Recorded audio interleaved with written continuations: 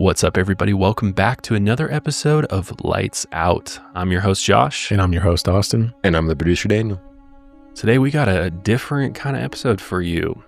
One that will, depending on who you are and, what your views are on psychedelics, specifically ayahuasca, it may or may not discourage you from making the trek down to the Amazon to partake in this sacred ceremony, because we're going to be looking at the dark side of ayahuasca. I didn't know how corrupted and politicized it had gotten, really. Yeah, it's this idea of, a Westerner going down to Peru and, participating in these ceremonies in a traditional setting. Yeah. Has been popular for quite some time, but I feel like in recent years especially, it's really, really gotten popular, especially with celebrities going down there. And, I think I first heard about ayahuasca on the Joe Rogan podcast years ago.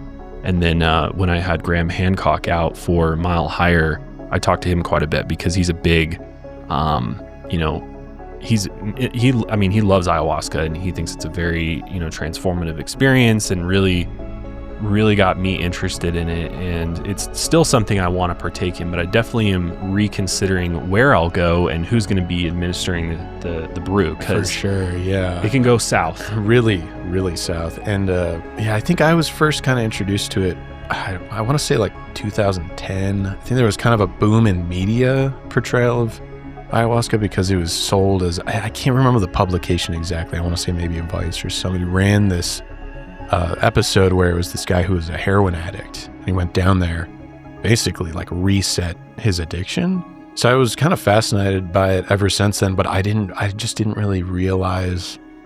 You think that people going to other countries and kind of experiencing something, it's good for tourism. You kind of flow some money into certain countries, but yeah, you can. There are some very dark downsides of what comes with booms like this, Well, it's if there's more demand, then they're going to get the supply up, but where that supply is coming from and, who's actually a shaman and who isn't, right, is the difficult part of it now, because there's so many different retreats that are popping up, and then, people just selling it at the airport, you know what I mean? And just plastic bottles, which is wild. So gross. Which, I think most of us would be like, well, just use common sense and do your research and figure out where to go that's safe and has, medical staff on site. Yeah. But a lot of people don't. Yeah. And I think a lot of it, I don't want to say they're necessarily preying on a certain demographic, but typically it's younger people, maybe a little lost.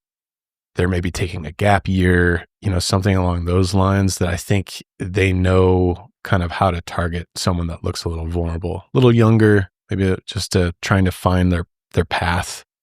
So you can kind of get caught up in the, kind of the positives that people sell ayahuasca on. There's kind of a lot of positive marketing behind that drug as this, it can change your life. It's a magic bullet and it can make everything better. So I can see how some people would just kind of get lost in that. Yeah, and I think that could apply to psychedelics in general, right? Because I think a lot of people don't necessarily understand psychedelics from the standpoint of it, helping medicinally, as opposed to it just being a party drug, or I heard you trip the fuck out on ayahuasca, right, so I'm just going to go do it. Right. And not understanding what's actually going on or having any sort of purpose behind it, you know what I mean? And just looking for a thrill.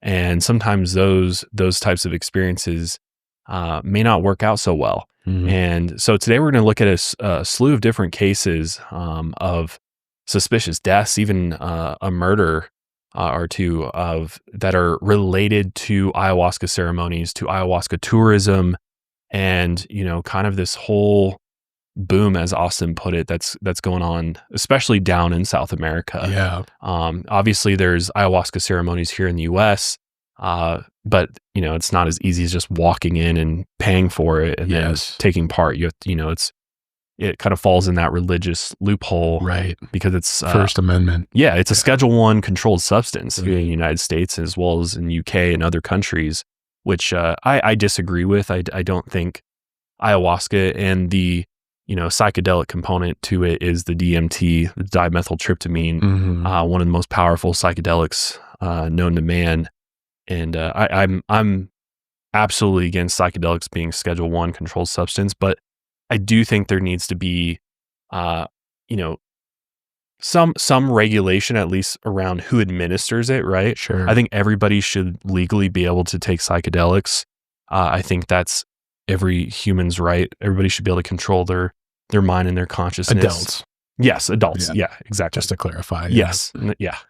A consenting adult should be able to have full control over their consciousness and what they put into their body. Sure. But as far as where those substances are coming from, where their source, ingredients, and, ample access to medical attention, because yes, you can get pretty fucked up off this stuff, especially if it's not actually the ayahuasca brew you thought it was. Right. Yeah, because there could be something else in there. Also, there's a misconception. A lot of people think you can't overdose on ayahuasca or DMT, which is just false across the board. Well, I think a lot of people, when you hear overdose, I think people are, talking about like an opiate overdose. You know what I mean? Right. Like in the same, kind of comparing the two together, like, yes, you can overdose on a psychedelic, but does it have the same consequences as overdosing on, say, another substance? That's right? A good distinction. It's different, but yeah, 100%. You can still take too much. And also, if you're on other medications and other, can affect you really negatively. Yeah. Right. So things can still go south. It's not just, and that's interesting because I think there's a lot of young people that think, well, it's natural. It's, it's brewed in the Amazon. What could possibly go wrong? Yeah. And I always, to those arguments that it's natural. It's like, well, so is lava. But we're not putting lava in our bodies, right? Just because it's natural doesn't mean it can't harm you. Right.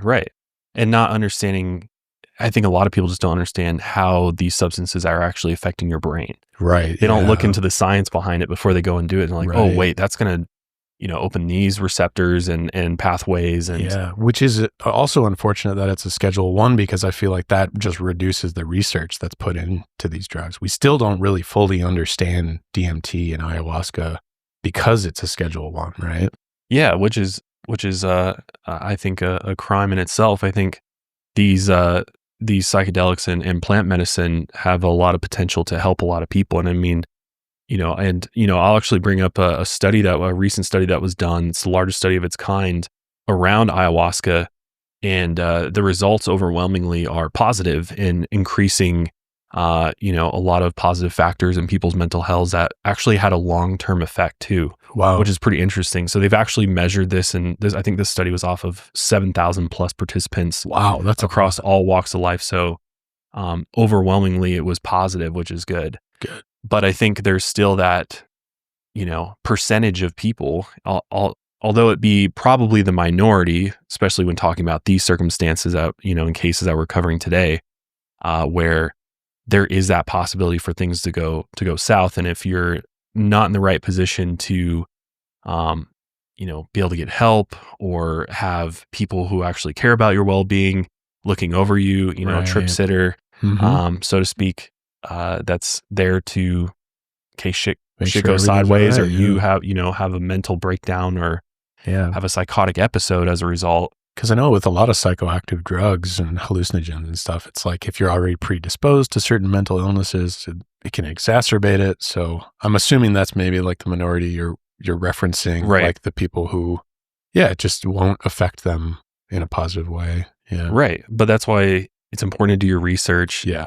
It's important to find facilities and retreats that have some sort of medical staff on site or can take you to get medical attention if you need it. And it's important to understand yourself. Yes, absolutely. What your mind frame is before going into this, right? I think that plays a lot into any hallucinogenic. Absolutely. So we're going to be diving into ayahuasca and kind of taking you back and, kind of going through all of the foundational elements to ayahuasca tourism, and then into our first case, which is absolutely insane. It really it begs to ask a lot of questions, I think, and some of the ethical components to this are interesting. And, especially foreigners that are coming into these indigenous people's communities and, I think going there with maybe good intentions to try to learn and, potentially become shaman themselves. But I think they're, could be problematic in some ways. So. Definitely, yeah. So let's go back to the 1960s. Woo, groovy. Groovy time. I mean, psychedelics were plentiful back then. But ayahuasca tourists in the Amazon, especially from North America, Australia, and Europe, really became obsessed with seeking out these ayahuasca ceremonies. Ayahuasca, or yahe, is a concoction that contains DMT, or dimethyltryptamine.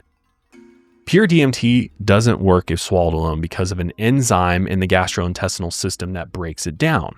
Amazonian shamans discovered centuries ago that boiling 2 plants together, an Amazonian vine and a DMT-containing shrub called chacruna, shuts down the enzyme and allows the DMT to travel through the digestive system and into the bloodstream. So if you're not familiar with ayahuasca, I'm sure a lot of you are, you kind of know the general gist of it. But an ayahuasca trip typically lasts somewhere between 4 to 6 hours. And it really, it just depends on the dosage that you get. Kind of determines how long that experience will last. Although effects can begin within 20 to 60 minutes after consumption and, may vary on individual factors. Everybody's body's different. Everybody, metabolizes things at a different rate.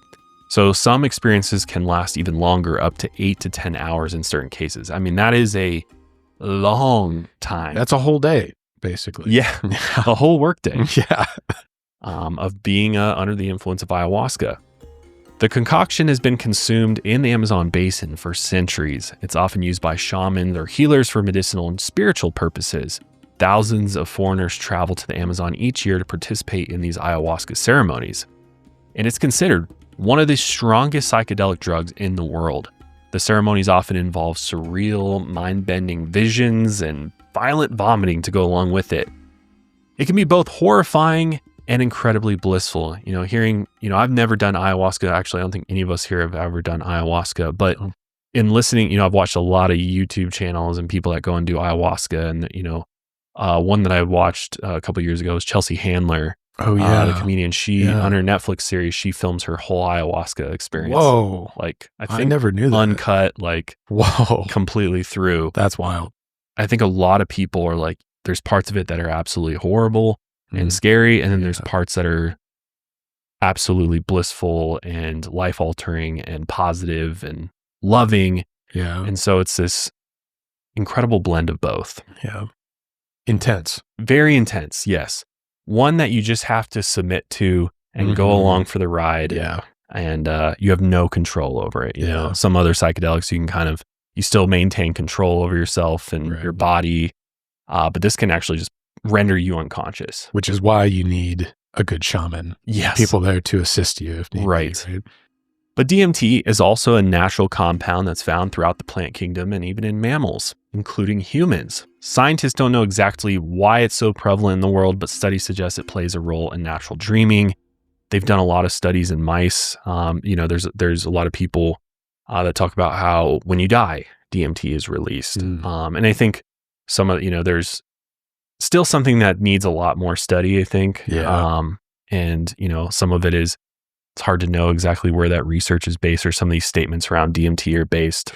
So just keep that in mind. But just as fast as DMT kicks in, it goes away again, because DMT can be consumed, vaped or smoked or inhaled through the synthetic version of DMT versus the naturally occurring version that you find in ayahuasca. And so, in the powder version, if you smoke it or inhale it, its onset is immediately. It's like as soon as that DMT hits your brain, you're on the ride. Whew. But what's interesting about it is your body brings DMT down, brings it back down to baseline in like 10 to 15 minutes. That's fascinating. So it's, your trip's only going to last 30 minutes or so from start to finish. And depending on how much you get, it's very difficult to get a high dose because it hits you so quickly that a lot of people aren't able to get enough before they actually are on that ride. Yeah. Wow. So it could be, 15 minutes to some people report up to 45 minutes. But that is a lot shorter than 8 to 10 hours potentially. Yeah. I wonder, I don't know if I like that. I kind of, maybe it's a bit romanticized or something, doing the full blown shamanic experience with, the liquid for hours. I don't know if I like the tiny little ones, because it's almost, isn't the whole point of it? You have to kind of commit to this thing. Well, you still commit to it no matter what. True. I think the difference being with the synthetic DMT, I think you're able to ingest a lot more because it's just straight DMT, right? Yeah. You're not also consuming, the other elements of ayahuasca. And so I think it's interesting because a lot of people report different types of visuals. If you think about the synthetic version, a lot of people talk about seeing entities and, machine L's, if we're talking about like Dennis or Terrence McKenna and things like that. So I think the visuals are different for ayahuasca versus DMT, but again, it's different for everybody. So I think ayahuasca, and you also think about I think the setting has a lot to do with it as well. With ayahuasca, you're, if you're doing it in the traditional sense, you're in the jungle, you're at a retreat of some kind. Yeah, and you have shamans that are, chanting and, playing instruments and things like that. So I think that experience is going to be far different than if you're just going to inhale DMT in your bedroom or something. Yeah. You know what I mean? But it's like, it comes on slower because your body's processing it through the gastrointestinal system versus, so I think it's different. It has to be, right? You would think those two experiences would have to be fundamentally different. And I think people get different things out of them. I mean, I'm just talking from what I've heard and people I know that have done these things, but I think they're both interesting in their own way. But yeah, the DMT, just the synthetic drug, is, they call it like the business trip. Business trip. Yeah. You're in and out. Lunch break. Yeah. I think that's why I maybe don't like it. If you can do it on a lunch break, is it worthwhile? Maybe. I don't know. Maybe I'm just being judgmental. Open your mind. Maybe you need a little bit. This episode of the podcast is brought to you by Smalls Cat Food. If you're a listener to the show, you may have heard me talk about my kitty cats at one point. I've got 3 of them and I love them so much. Cats, they are fickle animals. They can be very picky. It's taken a long time to figure out what kind of food my cats had eaten. For a while, it was cheap garbage I got at the store. And, that's just what they would eat. But then Smalls came along, started sponsoring the show. And my cats fell in love. They love the protein-packed, preservative-free recipes that Smalls is serving up. They come in a bunch of different kinds. They've got, I think my cat's favorite is the ground bird. That's what they call it. Yum. Delicious.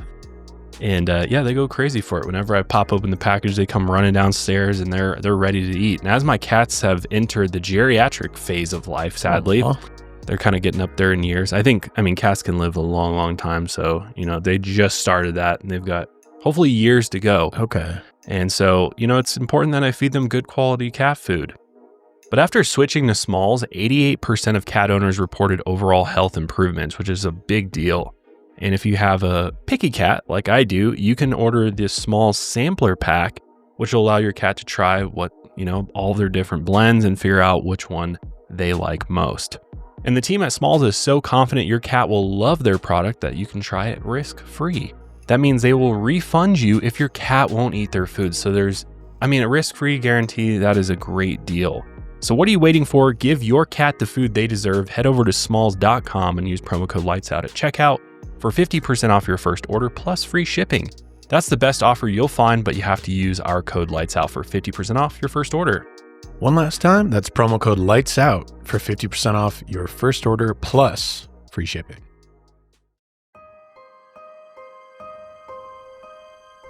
But DMT is illegal in the UK, the US, and many other countries. There are some exceptions made for members of particular churches that use the ayahuasca brew in religious ceremonies or DMT.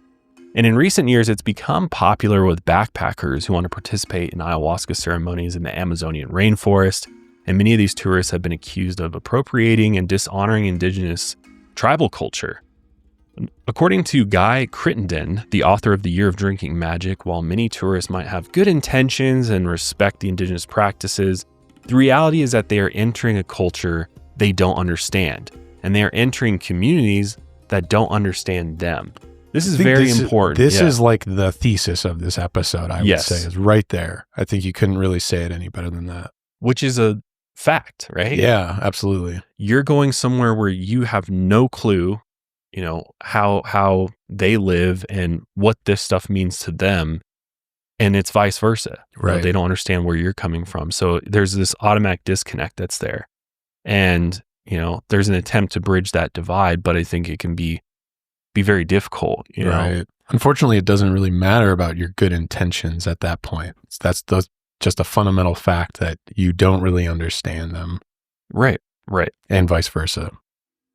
The recent boom in tourist interest in DMT is because it's thought to help treat things like addiction, depression, PTSD, and other disorders. It's been described as psychotherapy on steroids, but many tourists, like as I mentioned at the beginning, also just use it for recreation.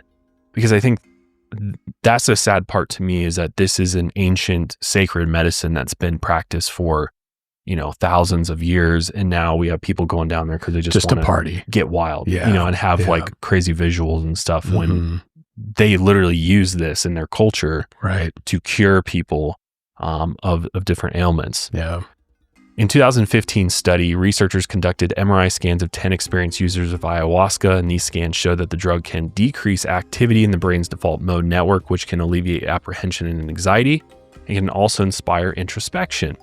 Other studies, including one published in 2017 in the Journal of Psychoactive Drugs, showed that DMT can actually exacerbate pre-existing mental illnesses such as bipolar disorder. But again, there's very limited studies, so obviously more research needs to be done to fully understand ayahuasca's effect on the brain. I mean, and I think just psychedelics in general, if you are on medications for pre-existing mental illnesses, you definitely have to be very careful. Yeah. Even though ayahuasca can be found around the world, the Amazon is still the most popular place to partake in it. In 2008, the ayahuasca ritual was declared part of Peru's national heritage. It's important to know that the country has no formal guidelines on how a ceremony should be conducted. They also do not regulate who can conduct the ritual. Ayahuasca is sold all across the country in bottles at local markets, advertised on posters, peddled by fake shamans, and even sold by rickshaw drivers. That's wild. Imagine getting in a rickshaw and they're like, hey, I'll just hand you this. And like, hey, take a swig. And you're like, I'm good. Oh my God. I'm good. Yeah. And if you see some pictures of it, and from all accounts, it sounds like it is very bad tasting. Yes. It's not tasty. It looks bad tasting too. It looks like just dirt. Yeah. In recent years, the cost of ayahuasca has skyrocketed. Over about a decade, it's gone from just $10 a session to now $100 a session. Because demand. Yeah. We're like, all right, raise prices. Mm-hmm. Week-long retreats can cost thousands, and the amount of outsiders looking to become new shamans has also skyrocketed, which is interesting. I think that's a bigger problem than just the price, right? It coincides with the price, right? Because if people are, if a business-oriented person who just wants to make some fast cash, and they're seeing that the price of this drug is skyrocketing, so let me get in that, right? Right. So it might not be attracting the best people either. But there has been an increasing Western interest in shamanic schools and ayahuasca retreats. Reportedly, the most profitable retreats in Iquitos, which is Peru's largest jungle city, bring in nearly $6 million a year. And that actually might be a little bit of a dated stat. It might be even more than that now. Some claim that this boom has helped revive tribal culture and has supported them economically, but many locals disagree with that. The Shipibo people are one of the largest indigenous groups in Peru, and they live in the Amazon along the Ucayali River. They have a population of about 40,000 people. Ayahuasca has been a healing tradition for them for centuries. Ronald Suarez, a Shipibo Canibo leader, told Men's Journal that ayahuasca tourism has become an industry providing a product for wealthy foreigners. In his own words, it's, quote, turning our medicine into a recreational party drug, as we were saying.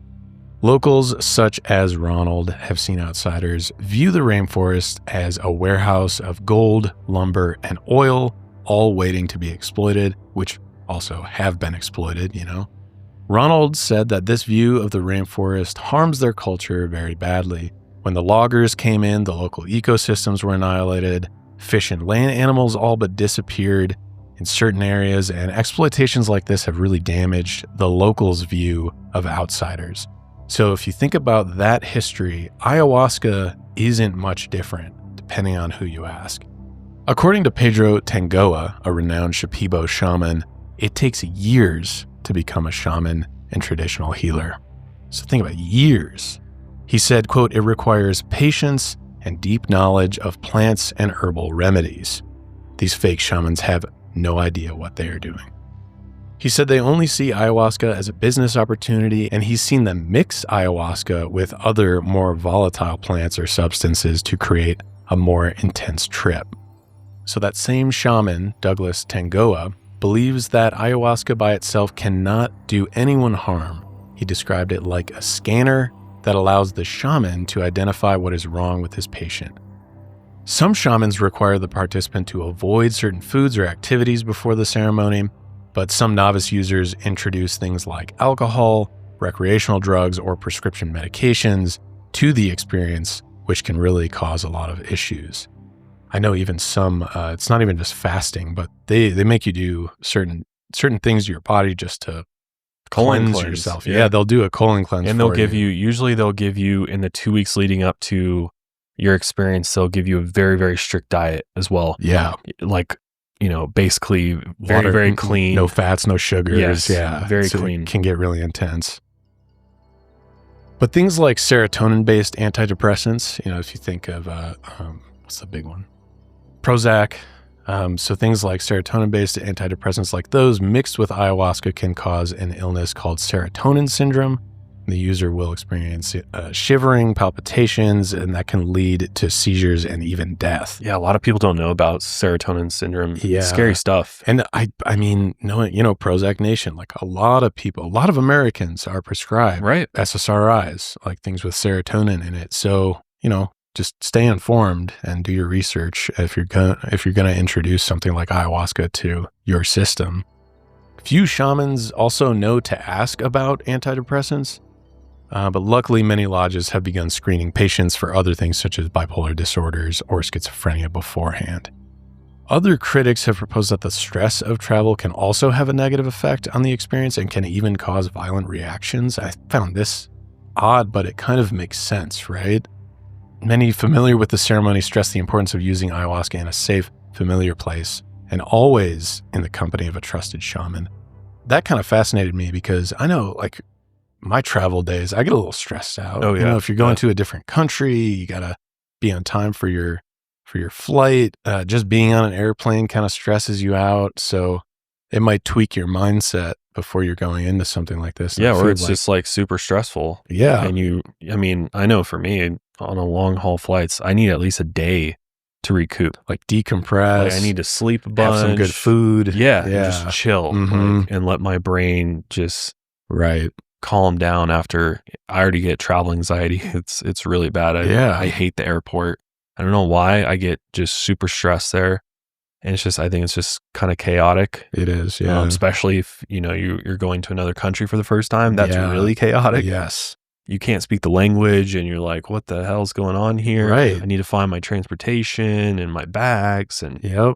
So the last thing you want to do is jump into ayahuasca. Break into that, from that mindset. The next day even would be tough. Right. Yeah. I never really considered that. But so, we're not trying to fearmonger here because there are successful ayahuasca retreats out there. They focus on healing. They offer experienced, trusted shamans, comfortable rooms, and assistance to help their guests if their trips turn sour. And we kind of browsed one a little bit. I know you sent one in the chat we were kind of looking at, and it looked like heaven. It's like a nice fancy resort. Really nice. Yeah. All inclusive. Yeah. There's a great one. It's not in Peru either. It's in Costa Rica, actually. Rhythmia, Graham Hancock turned me on to that one. He's been there.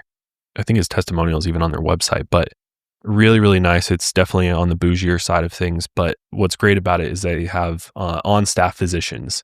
Yeah. And these are like licensed medical professionals. And so you're getting checked out beforehand, you're getting checked out after, and they all, some retreats too, they'll hit you with like, a lot of these more touristy places that we've been referring to with these sketchy shamans, they're going to hit you with like the heroic dose your first day. Yeah, right. Because they just want you to have an experience, so you feel like you get your money, right? Yeah, right. But if you're doing it correctly and doing it for healing and doing it for the right reasons, then, most places will start you out small little dose and just see how your body reacts to a little bit of ayahuasca. Then steadily over several days, you kind of up it as you go along if you're capable of handling it versus just like, well, let's just see if Johnny can handle this. Yeah. Oh, he went crazy. Yeah, right. Like, yeah.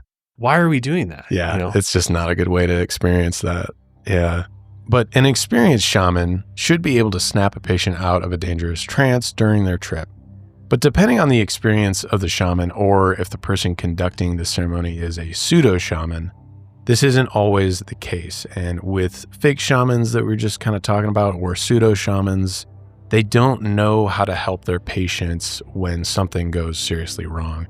And many fake shamans have also taken advantage of their patients in less legitimate ceremonies. Patients have been robbed, beaten, molested, and even raped. Patients have become violent or incredibly sick without proper supervision. Some have even committed self-harm, like stabbing themselves or scraping their skin off with their fingernails. And some, unfortunately, have even lost their lives entirely. So it can basically go from a incredibly life-changing experience to just death. You're not coming home. Yeah. Which is a one-way ticket. Yeah. Which is insane. Yeah. But it makes sense in the context we're talking about it. But we're going to talk about the first case we're going to cover is definitely the most infamous case of ayahuasca tourism gone wrong out there. You might have even heard of it. It's involving 41-year-old Sebastian Woodroffe. And actually, on Mile Higher, my other podcast, we did a deep dive of this story in this case. So if you're interested, because we're going to give you most of the details here, but if you want like a real deep dive, and I think we even have some of the video clips from that Inner Mile Higher episode, but that's out there. So Sebastian was a Canadian citizen from the town of Courtenay on the east coast of Vancouver Island in British Columbia. Now, he was born in Barrie, Ontario in 1976, and from a young age, he was known as a prankster who enjoyed getting his friends out of their comfort zones. He would climb mountains barefoot or get lost in the woods. According to his sister Jamie, he wanted people around him to experience amazing things. He was kind, he was handsome and popular, and his sister said he was the kind of guy who on short walks to the shore would repeatedly get stopped by friends. He was well liked by many people. As an adult, he struggled with his career. He bounced between jobs like construction, tree planting, and sea urchin diving. When he was in his early 30s, he had a son, but the relationship with his son's mother didn't last. And according to several friends, Sebastian remained a committed father. According to a neighbor, he never embraced traditional family structures and was never comfortable with the typical expectations of how a man should act or behave. A longtime friend, Andy Woodsmith, said that this was what he liked most about Sebastian. He said he was a dreamer and always was a bit different, but he was never afraid to be exactly who he was. According to friends and family, he didn't care much about material things. He believed that being one with nature was the key to happiness. Money and social acclaim didn't interest him, and his connection with nature was a big motivator throughout his entire life. Because since his early teens, he was obsessed with exploring the rainforests of his home on Vancouver Island. He'd spend time identifying and consuming the plants there, and on his video blog called The Sacred Circle, he told his followers to, go out in the woods and talk to the plants and the birds. One of his biggest motivators in life was teaching his young son about nature and his connection to it. He also had a strong spiritual side to him as well, which was interconnected with his love of nature and the outdoors. And this first led him to his interest in the indigenous North American cultures. He even once participated in an annual Sundance ceremony, a ritual of physical punishment and fasting. In one part of the ritual, participants would tether themselves to a pole by piercing a hook through their chest. Sebastian would then show off his scars to his friends. Things like this fulfilled him. But his sister said that above all else, he cared the most about improving the lives of people closest to him, and other friends would agree with that. A friend, Yarrow Willard, said that Sebastian had traveled to Peru several times to experiment with the brew ayahuasca. He describes Sebastian as a free spirit and a gentle person on a journey to find enlightenment. Reportedly, Sebastian went to Ucayali, a region in Peru's rainforest, and he was hoping to do an apprenticeship with a plant healer from the Shipibo indigenous group. He had once written on a fundraising site, quote, "I feel responsible trying to support this culture and retain some of their treasure in me and my family, and share those with those that wish to learn." His goal had been to change careers and become an addiction counselor using hallucinogenic medicine. A family member who had struggled with alcoholism had inspired Sebastian's decision. In a 2013 YouTube video, he said he wanted to, quote, "fix the family spirit." That year, his family had staged an intervention with one of his relatives who had been struggling with alcoholism. Sebastian found the experience incredibly powerful. He began to think deeper into addiction and suffering. On his video blog, he said, quote, "There's so many unresolved issues, so much trauma. It says if the spirit of the family has been hurt." It was at that moment he wanted to become an addiction counselor, but he wanted to do it in his own way. He showed little interest in Western medicine, and he believed that older alternative methods like plant-based medicines could play a larger role in addiction treatment. So his goal was to integrate healing methods from other parts of the world to increase addiction treatment success rates. And this is what ultimately led him to ayahuasca. Reportedly, his brother-in-law introduced him to the drug, who had tried it at a ceremony in Whistler, British Columbia. This episode is brought to you by Rocket Money. Do you ever feel like you've just completely screwed yourself financially? Oh yeah, we've all been there, man. Yeah. You make a huge purchase, you subscribe to a bunch of crap that you forget about. I feel like, we're all prone to doing that because we live in a culture that likes to consume, and sometimes it's just hard to keep your money in check. But luckily with Rocket Money, you can really keep tabs on basically every single thing involving your finances. And I love that about it. We have the premium version here. We love using it. We love tracking our money, tracking our expenses. I like seeing what my budget was this month compared to last month. Sometimes I'm spending a bit too much on some video games, or maybe too many records, or maybe that Criterion Collection sale comes up and I'm spending way too much money on it. Rocket Money helps me keep track of all that stuff. Rocket Money is a personal finance app that helps you find and cancel your unwanted subscriptions, monitors your spending, and helps you lower your bills so you can grow your savings, right? Because it's not just about saving money, it's about making more. That's right.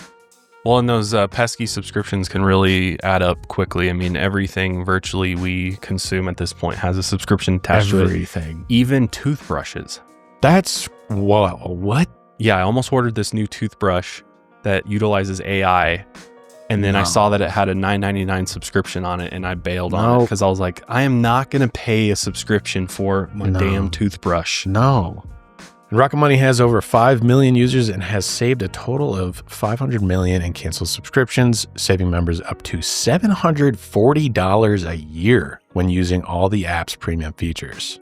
So cancel your unwanted subscriptions and reach your financial goals faster with Rocket Money. Go to rocketmoney.com/lightsout today. That's rocketmoney.com/lightsout. rocketmoney.com/lightsout.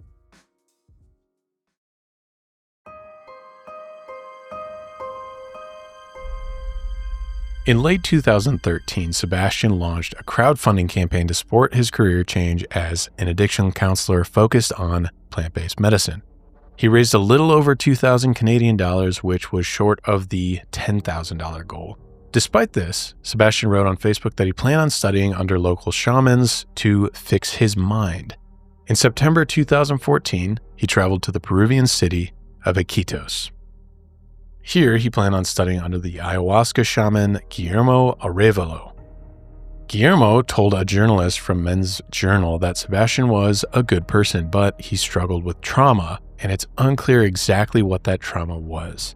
But Sebastian was set on continuing his journey with ayahuasca. Guillermo was a cousin of Olivia Arévalo Lomas, a grandmother figure to the villagers of Victoria Gracia, a remote region of northeastern Peru. Her village sits on a dusty, flat land with about 100 or so wooden houses made of brush and palm trees. The residents have no running water or electricity mains, but they did have generators. Some of the women spend their days making clay pots, Although they're seen as old-fashioned in their lifestyle, many of the villagers dress in modern Western clothing and own things like cell phones. Olivia lived here, and she was the spiritual matriarch to the Shipibo-Canibo people. A nephew described her to a Peruvian TV station as, quote, the mother that protects the earth in the jungle, and, quote, the most beloved woman of the Shipibo-Canibo people.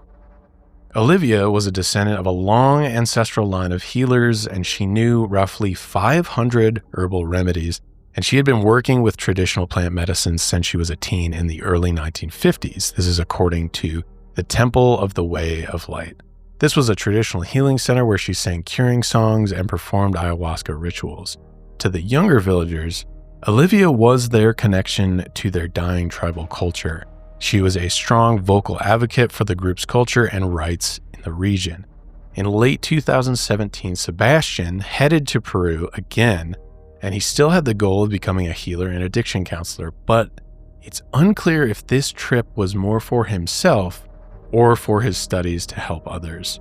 Either way, he headed back to the village of Victoria Gracia. Olivia's granddaughter, Nelly Vasquez, recalled when he arrived, and according to her, he wanted to do ayahuasca with Olivia and told Nelly that he was sick and that he was crazy. Nelly was hesitant at first because Sebastian seemed strange and frantic, but he said that her relative Guillermo had actually sent him over to them, so Nelly agreed to introduce Sebastian to Olivia.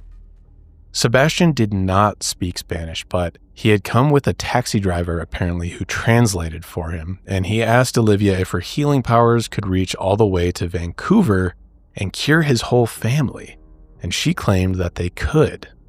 So for the next month, Sebastian made several more visits to Victoria Gracia day and night. One villager witnessed him stumbling into town around midnight, incredibly drunk.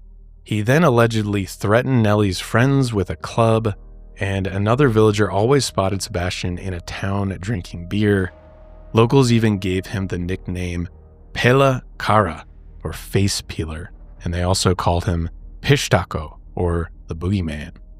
As he became more of a nuisance, some villagers allegedly asked him not to return, but he always did. Other villagers claimed that they had reported Sebastian to police on several occasions, and once he was even detained, but police claimed there was no record of these incidents. But things really started to go south when on April 19th, 2018, 81-year-old Olivia Arévalo Lomas was found shot to death in the village of Victoria Gracia. When police arrived to the scene, they discovered her body beneath a coconut tree. There were 2 bullet holes in her chest and 3 spent .380 caliber cartridges a few yards away. The nearby villagers had been convinced that the killer was who they called the Gringo, meaning Sebastian Woodroffe.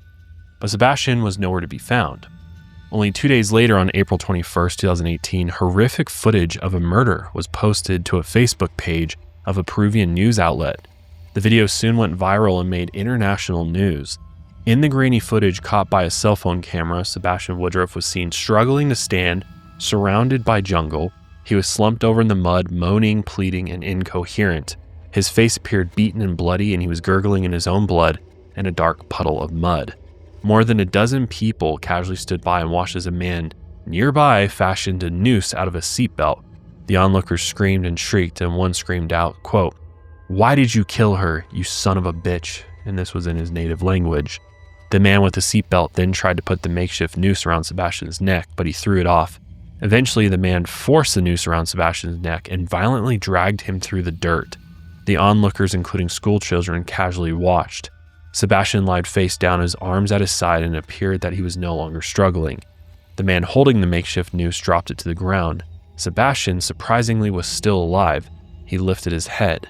The man then grabbed the noose again and pulled it tight over and over, and then the video ended. After reviewing the clip, local police returned to Victoria Gracia to search for Sebastian, and they found his body about 700 yards from the village. He was wrapped in a blue sheet and buried in a shallow 2-foot grave. When they uncovered his body, his face was swollen, his body was purple with bruises, and his clothes were coated in dirt and dry blood. Within days, this story had reached international news. CNN, The Guardian, The Washington Post, and Vice all ran the story. The local Peruvian newspaper, La República, also reported on the story, saying that Olivia's murder was a death of Shipibo culture incarnate. Meanwhile, Canadian news outlets focused on Sebastian's friends and family's disbelief in what had happened. A friend named Allison Jones was quoted saying, "It is absolutely not something he was capable of in any way." The murders also ended up igniting intense debates online, especially in the ayahuasca communities. Some condemned the actions of the locals, calling it a lynching. Others said that Sebastian was naive about the realities of tribal life in South America. Some also mentioned that many of these backpackers are white men from Europe or America, and there was rampant racism, xenophobia, and misogyny in the backpacking ayahuasca communities. Some accused Sebastian of appropriating tribal traditions that he had no knowledge of or understanding of. According to the lead prosecutor in the Ucayali region, Ricardo Jimenez, once Sebastian's body was discovered, forensic experts had pieced together that he had in fact murdered Olivia Arévalo. Police had also discovered his silver Taurus handgun buried in a nearby grave. The forensic experts then matched the empty cartridges found near Olivia's body with his firearm. Gunshot residue was also discovered on the sleeves of Sebastian's sweatshirt. Ayahuasca is not normally associated with violence, so the biggest question was, how did Sebastian, who is known as a gentle, well-liked, free spirit, end up shooting a tribal leader in cold blood? This is a very, very controversial case. Yeah. Depending on who you ask. Mm-hmm. It's also tough because obviously, like, crimes are not handled the same way depending on which country you're within. So, but it sounds like, I mean, they did confirm gunshot residue. The firearm we'll talk about a little coming up in a little bit that really connects him to the crime a lot. So we'll dig into it a little bit more. But as far as my takeaway was that, at least as far as the physical evidence was concerned, there's really like no doubt that he shot that firearm and then she died. Like, but we'll break it down a little bit more. It's unclear how much ayahuasca Sebastian was on at the time of Olivia's murder, so it's important to note that as well. And autopsy reports were inconclusive about whether the drug was in his system at the time of death. Yeah, I believe that was like one of the points of contention. I'm trying to remember. It's been a couple years since we covered that on my other podcast, but I'm not sure that they actually did a toxicology report for him. Oh, really? Yeah, and that's like whatever. That's why people are like, well, was he actually on ayahuasca, and what else was in his system? Yeah, I believe, because there's definitely some. I think this was handled. You know, a lot of people question the integrity of the investigation and how well it was actually investigated. Right. Especially his family. I think there is definitely some doubts with some of the police's findings in this case. So I think, you know, kind of keep that in mind. But I think there are things that, you know, as we'll talk about, that, you know, they were able to definitively prove. But the amount of ayahuasca in his system. Yeah, even alcohol, because it sounded like he was drinking a lot there as well. Yeah. So I don't think they did a toxicology report on him. So we don't know for sure. Some villagers claimed he had stopped taking ayahuasca when he visited the village as well.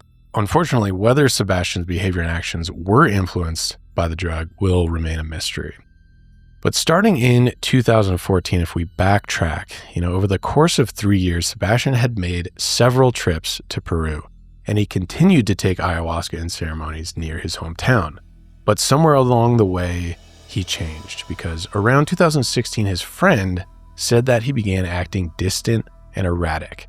On Facebook posts in 2016 and 2017, he complained of feeling lonely and low and wanted to be with friends.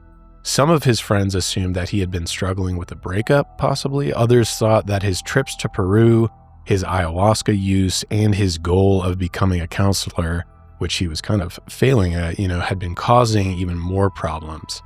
His friend, Yarrow Willard, said that Sebastian was a person, quote, who likes to poke and likes to test the boundaries of people's beliefs, but is very much a gentle person underneath all that. Yarrow noticed that Sebastian would return from his trips to Peru troubled and more distant, but he couldn't believe that he would ever turn violent.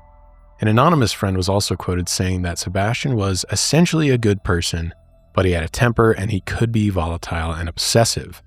that anonymous friend believed that ayahuasca had changed him. Sebastian had also stopped consuming salts and sugars, and he lost a lot of weight. Some shamans, like we were saying, recommend a specific diet before consuming ayahuasca. Some users avoid caffeine, carbonated drinks, red meat, salt, and sugar for about a week before their ceremony, and some even abstain from sex. The anonymous friend also said, quote, "I could see how he could get himself into a lot of trouble in Peru and not back down if he felt he was right." Another friend, Andy Woodsmith, said he wasn't sure if ayahuasca was to blame, but he did say, quote, "He was committed, sometimes to a fault, to sticking to his heart path." At some point, Sebastian's father, Gary, had advised him to seek professional help, but Sebastian refused. Peruvian villagers claim that Sebastian's trips often involved one man, Julian Arévalo, and this was Olivia's son. Investigators began to believe that they had some sort of business relationship, and some believed they wanted to start an ayahuasca retreat together. But things did not work out, and in January 2018, Sebastian returned to Canada. But by that March, he was already heading back to Peru, and on Facebook he said, quote, "See you when I am healed." Simon Donald, an English expat who worked at an ayahuasca center near Pucallpa, remembered when Sebastian turned up looking for Julian that March. Sebastian was stubborn, and shamans asked him to leave the center. Over what dispute it was, it's not really clear, but Donald agreed to meet Sebastian at a coffee shop the next day to kind of talk things out. And when they did, Sebastian didn't have much to offer, but he thanked Simon and left on an okay note. A few days later, Sebastian walked into a Pucallpa police station, and according to local newspapers, Sebastian had been trying to purchase a gun for months without success. He then asked the police if he could buy a gun from them as a last resort. He told an officer that he needed protection from wild animals. Oddly, the officer agreed to sell him this firearm, and he later said, quote, "The gringo was offering such a high price." Sebastian paid reportedly $900 for a silver, Brazilian-made Taurus handgun. The acting magistrate in charge of the investigation described the purchase as odd, but not illegal. So it sounds like they have pretty vastly different gun laws over there. I don't know what police station you could walk into here and purchase a firearm, but yeah, he said odd, but not illegal. Unfortunately, Sebastian's true intentions for buying the gun are still unclear. He did not use it when he first arrived in Victoria Gracia on April 10th. On April 14th, he was accosted by officers while out drinking, and according to police, Sebastian claimed that two men had stolen his backpack, which apparently the gun was inside. Eyewitnesses did not see the gun the day before the murders either. So the same day, according to Olivia's daughter, Virginia Vasquez, who is Julian's sister, Sebastian arrived to Victoria Gracia holding a sign, and in Spanish, it said that Julian owed him 14,000 soles, or about $4,000. So Virginia, who is Julian's sister, later told the local press, quote, "My brother would have never borrowed money like that." When it comes to grocery shopping and meal planning, I ain't got time for it. What about you? No, never. You go to the grocery shop? I really try and avoid going inside the grocery store. Unless I really, really have to, like I forgot something. For a couple things, right? Quick, in and out. In and out. I don't want to be there for an hour, hour and a half, wait in line. No. But if you don't want to do any of that, yeah, true. Get yourself some Hungry Root. Yes. It's the easiest way to get your groceries and eat healthy and just eat flat out delicious food. I'm actually a paying subscriber of Hungry Root now because thanks to them sponsoring, I got to try the service out, but now I love it so much, I'm paying for it on a weekly basis because it is a game changer for mealtime at my house. Before, and with some other meal kits, it was convenient to get everything. You know, I didn't have to grocery shop. I got all the ingredients and it's all pre-measured and everything, but there's still the process of cooking every component of the dish. And then the cleanup was always just kind of terrible, honestly. Yep. I love cooking. I hate cleanup. Yes. And I hate when I get stuck with both. That makes me very, very grouchy. But with Hungry Root, what's great about the recipes is that many of the items are already sort of pre-cooked or sous vide. Or, all the meat is sous vide, which is awesome. And it's so good. It's amazing how juicy and tender it is. Really good, yeah. Even after you heat it up. Yeah. And Josh and I both agree. We're not even just saying this for the advertisement, but this was the best food delivery yes. service we've ever had. I mean, every meal I've had from there is very, very tasty. I had like a soy garlic salmon with Asian noodles, and it was so off the chain. I couldn't believe it. And oftentimes with a lot of meal kits, you're sacrificing on quality too, especially when it comes to seafood and meats and even produce. But with Hungry Root, they have their own ingredients that they include, but they also source a lot of their meats and seafood from other brands and companies. And it is top notch. Like it is really high quality without the high price, which is great. And then you can, also customize a recipe. So if they have a recipe that has onions in it, for example, I'll go in and remove the onions so that I don't waste that food. And I love their snacks. I don't know about you, but they put in some bomb snacks in there. They do. Yeah. They have a lot of really good stuff. I mean, you can get groceries there, all your essentials, and it just all shows up at your doorstep. It's so easy. It really is. Meals in 15 minutes or less, and that's not a overstatement. Yeah, because some, who shall not be named, a little bit exaggerated on that prep and the time to cook. But, I mean, if you're really cooking fast, go. You might be able to get those done in the 30 minutes or less. But Hungry Root's truly like 3 steps. Yep. Super easy. Yeah. Yeah, and like Austin said, they have tons of healthy groceries. They got smoothies, kid snacks, they got sweets, ready-to-eat meals, salad kits, and even supplements. So it's really a one-stop shop. But they, you don't have to worry about high fructose corn syrup, artificial sweeteners, or preservatives in any of Hungry Root's food. They only source top quality meat and seafood free of hormones and antibiotics, which I love. I mean, we could go on and on and on all day about Hungry Root. We are big fans, and I know you will be too. Just give it a shot. You're going to love Hungry Root as much as we do. Take advantage of this exclusive offer for a limited time. Get 40% off your first box. Plus, get a free item in every box for life. What a deal. Go to hungryroot.com/lightsout and use code LIGHTSOUT. That's hungryroot.com/lightsout, code LIGHTSOut to get 40% off your first box and a free item of your choice for life. hungryroot.com/lightsout, code LIGHTSOUT, baby.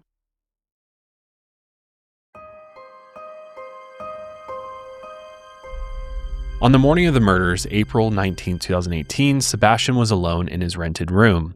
When his room was searched, they found the book The Happiness Equation on his desk near 3 prescription bottles: sleeping pills, Klonopin for panic and anxiety, and olanzapine, an antipsychotic. Accounts of the following events vary pretty wildly. Unfortunately, we will most likely never know exactly what happened that day. One prosecutor even claimed that no one witnessed Olivia's death. But here's the rough sequence of events compiled by eyewitnesses and our source Men's Journal here. By 10:30 a.m., Sebastian had borrowed a motorcycle from his neighbor, who always thought Sebastian was friendly and respectful. He arrived at Victoria Gracia around noon. In the center of town, he stopped at a house and began yelling for Julian over and over.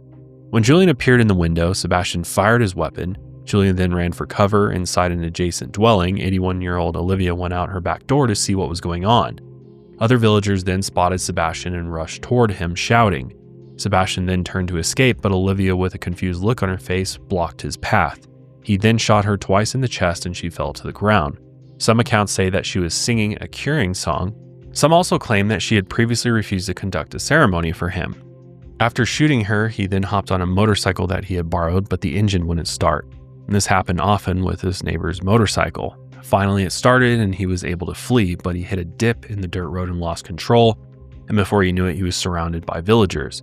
Some of them wanted to take him to the police, but instead, other villagers took justice into their own hands and killed him.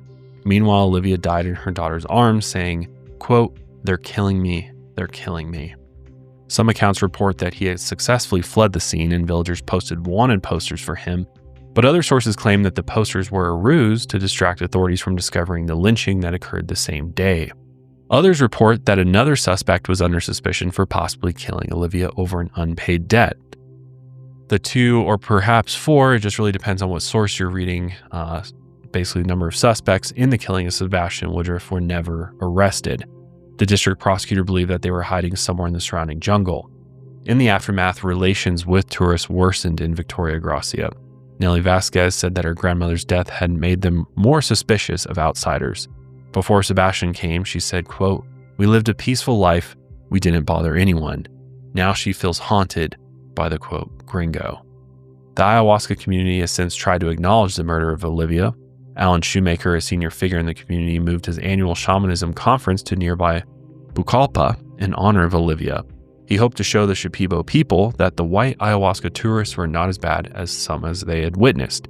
And since people seem to have forgotten the incident just a few years later, he wanted to remind people of the horrific events. So what do you make of all this? I see a very broken individual who had a lot of things going on internally, and he put his sights on making an ayahuasca center in Peru. He thought he had found the perfect people to do it with, and then I think he tried to start down this path of doing this with them, and when they refused and didn't want to go along with his plan, he was already unstable as it is, and we don't know whether or not he was under any substances or on ayahuasca at the time that all these events happened. But regardless, I think he realized that he has no other plan in his life. And he snapped. He just snapped, and he wasn't going to take no for an answer. Right. Yeah. Right. I think that's nail on the head. I agree completely. And this was really frustrating for me to research because it's hard to disagree with a victim, and I think unfortunately if he had maybe made some different choices and decisions and knew that at the end he was being rejected, he had failed in his goal to create an ayahuasca center in Peru and just headed back home and re-navigated his goal, this would have been completely different, right? I think this would have had a completely different ending. But clearly that's not what happened. And I think all those conversations that cropped up online about appropriating cultures and this outsider trying to come in and make this thing his own, I think is a problem.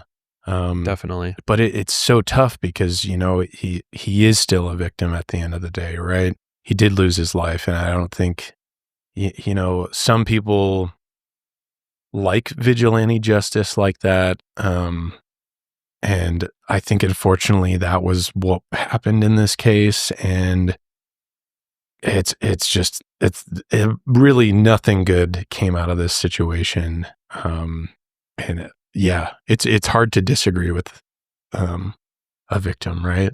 When you look at it from all sides, he was definitely in the wrong here as well. But obviously, and again, I think it's very difficult because we don't know exactly what happened. We don't know exactly how these events played out, and we never will. Right. And so we don't know exactly what the procession of events was. Yeah. It sounds like he was upset with Julian because Julian owed him money and things weren't going the way that Sebastian wanted to go.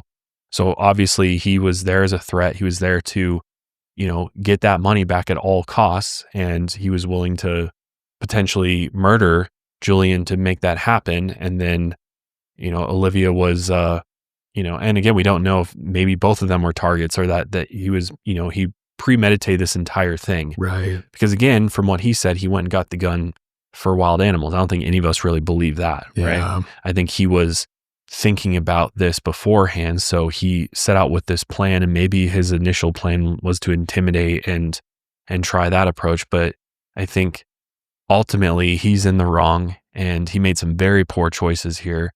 And I think the villagers, he's in their world. This is none of us can even understand what this world's like or how their rules and laws function. And so I think it was a product of where he was. He was out of his element, and this is what could happen, and it did happen.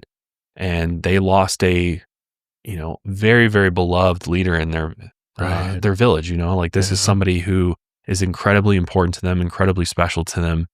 And here's this outsider that just comes in and ended all of that for them. Yeah. And so, I think his parents would, of course, preferred that he be arrested and tried, and maybe he'd be in prison in Peru or something like that. They wouldn't have lost their son. So I understand that angle of it. Like, no matter what, it's tragic. Yeah, I think across the board. Yeah. But based on his actions, this is what happened. And who knows what frame of mind he was in? Who knows what substances he could have been on, and people, because he was down there for ayahuasca, people point that maybe he was, taking ayahuasca daily or that morning or something. And maybe that's Abusing what spurred it. him to kind of have this psychotic break. And then these things happen, but we'll never know. Cause, I think there was definitely, some difficulty in investigating this from the authority standpoint. And they just handle things differently. Yeah. And eyewitnesses. I mean,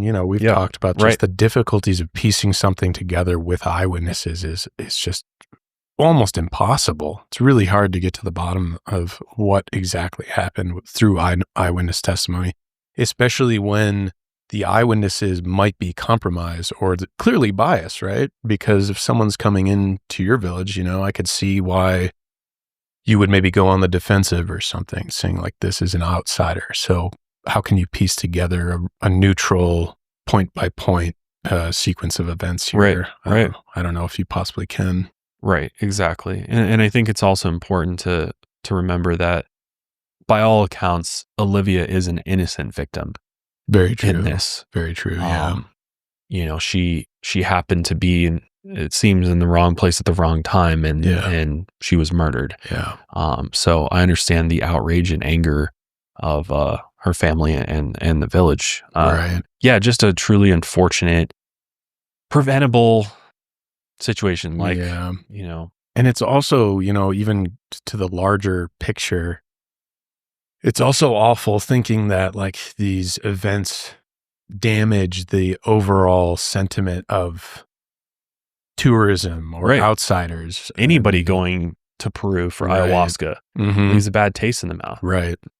And I think he just was pushing it way too hard. Yeah. And he was hell-bent on living out this, dream of his of being a shaman working at his own ayahuasca center in Peru, that he was willing to do it at all costs. And ultimately that cost him his own life. And it's extremely unfortunate that it happened, but I think I understand why it happened the way that it did.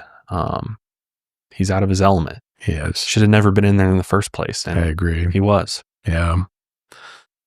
I mean, if we're to believe all the reports, he definitely was unstable. I mean, if we're to believe the reports, he was a nuisance in the village for all the times he had been there. They had found the prescription medication in his room. And someone who's so hell-bent on committing something strikes me as someone who isn't balanced. And someone who isn't balanced is much more likely to be unstable and much more likely to abuse things. And I truly believe that he was probably abusing ayahuasca down there, trying to find that magic bullet to cure him. And with all those things together, he just lost it. Because at the end of the day, even if his intent wasn't to kill her, he still was trying to kill Julian. He was still waving a gun around, trying to kill someone. Yeah. It's just, this doesn't strike me as someone who was stable. And Josh is right. He was out of his element. And unfortunately, it just didn't end well for him.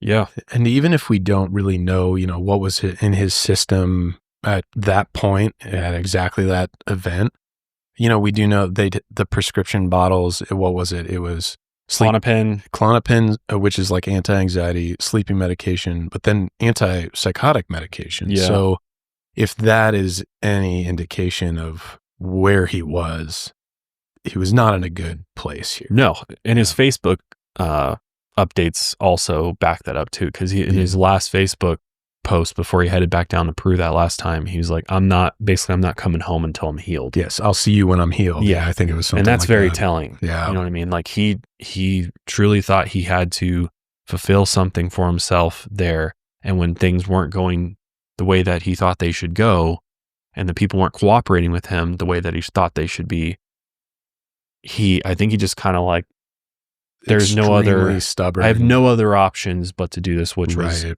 absolute worst thing he could have possibly done. Yeah, I agree. But he's not well. He wasn't well. True. Yeah. Yeah. Oof. Yeah, that's a heavy one, man. A tough one. There's a lot to that case. So that was like a very well detailed overview for you. Yeah, if you're interested in more. Yeah, we'll link the Mile Higher episode because I think that one is an hour and a half just on that case alone, and also some of the footage, censored footage of that whole incident. I think is in there actually. It's not available online anymore. It kind of adds some more perspective. But yeah, truly unfortunate thing. But let's move on to some other stories here. Yeah, we got a few more to get through, which I think each story kind of adds its own element to the conversation here. So it kind of opens up the whole concept of the ayahuasca boom and kind of the negative elements of there. And we can also, we can go backtrack over some positive elements of ayahuasca, but because I don't want this episode to come across as like a fear-mongering episode, but just to open the conversation of what this is all about and what's actually happening. Yeah. Well, and it's just like anything in life, and especially when talking about these types of things, there's good and bad. Yeah. To everything. And so we're focusing on the bad. Right. And it's, again, the minority of people's experiences and reviews of ayahuasca. But it's good to know about. You might as well know about it than not know about it, because it might make you think twice about whether or not it's the right thing for you. I agree. Maybe you'll research it a little bit more before you head down. I agree. And I mean, I agree with the shaman that he said it's harmless. I do think it's harmless. I think it's the person that makes it harmful. I think, like Josh said, it's the minority that will abuse it. And that's the reality, is that there are people out there that will abuse anything given to them. Doesn't matter what it is, they will abuse it. And everybody's looking for the magical cure. Yeah, always. We're all fucked up in our own way. We're all looking for ways to fix ourselves and, answers to life's mysteries. And so we're all attracted to these things. Yeah. And is that more of an American cultural thing, do you think? I haven't really done too much research in this, so I'm kind of talking on my ass, but I always think that like the quick fix sell of something feels very American, doesn't it? Where normally things just are hard and you have to like work a long time at improving yourself, or trying to find legitimate answers is really laborious. You have to like really work towards something to fix yourself, or to identify even issues. Like, I like how they use it, like it's like a scanner for the shaman to identify maybe what's wrong with you, And I think it's maybe a very like Western ideology to even consider that there is a magic bullet somewhere, or a quick fix that you can just go do, and then all of a sudden your whole life changes. I don't know. I'll get off my soapbox about it, but it does feel very American. Yeah, it definitely is. And I'm not, and when I said that, I didn't mean like that's all that, that's the only way people look at ayahuasca. I think there, again, I'm talking about probably a minority of people who are looking for that quick fix. I think the majority of us know there is no quick fix. Right. It requires hard work on yourself and reflection, and, seeking out various different methods to, whatever works for you to, sort of find the right balance for yourself.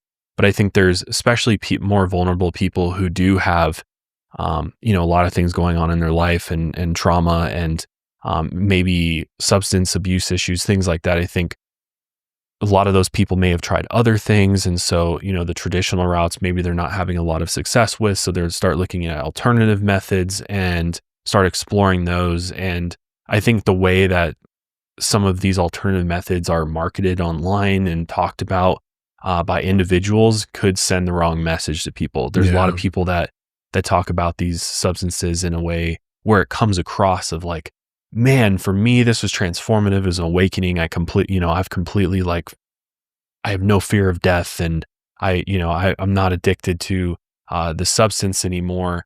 But I think what's important to remember with all these things is that it's so, it's so different for everybody else. I was just going to say everybody's the same thing. different. Yeah. Like, you can't take any one person's experience and then prescribe it to yourself. Right. Yeah. It just nothing works that way. Yeah. But there are some people who view it that way. And, right. And I think that's a slippery slope. Right? Absolutely. So, I think we're definitely on the same page about it. Yeah. Anyway, moving on to the next one. This is a wild one here. So despite these murders, back in 2018, ayahuasca tourism in Peru is still as popular as ever. Thousands visit every year looking to try the drug, and according to Peruvian news outlets, in the past decade, at least 11 tourists have been killed in incidents linked to traditional medicine. countless more have been victims to other crimes. So not a whole lot, 11, but still significant. In December 2015, a Winnipeg resident, 29-year-old Joshua Stevens, traveled to an ayahuasca retreat in Peru. He went with a fellow British tourist and friend, 26-year-old Unais Gomes. And he was a University of Cambridge graduate from London and had previously worked at Citibank in London, but he left the financial industry a year before to create Cleantech, which is a company focused on water sustainability in San Francisco. So pretty smart guy. Both men considered each other brothers and lifelong friends, and they went to an Australian-owned Phoenix ayahuasca retreat near the city of Iquitos. So Unais' girlfriend said that he sent her text messages before his death, and he apparently left the retreat saying, quote, "bad experience." He also described it as, quote, "crazy," and said he did not like it there. And in the final text she received, he said he was going back. Quote, "now they have called an amazing shaman to clean up that place." At the retreat, Joshua was sober and in a meditation session, while Unais apparently took a double dose of ayahuasca.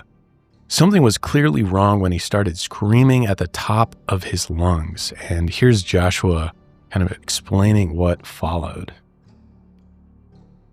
I really thought I was going to die. And what I was saying to myself is, if he gets this knife back, he's either going to kill me or the other two men here. Stevens had traveled to a Peruvian retreat in the Amazon called Phoenix Ayahuasca, seeking a cure for a skin condition he'd battled for years. My hair started to fall out in circular patches, and my arm was covered in a rash.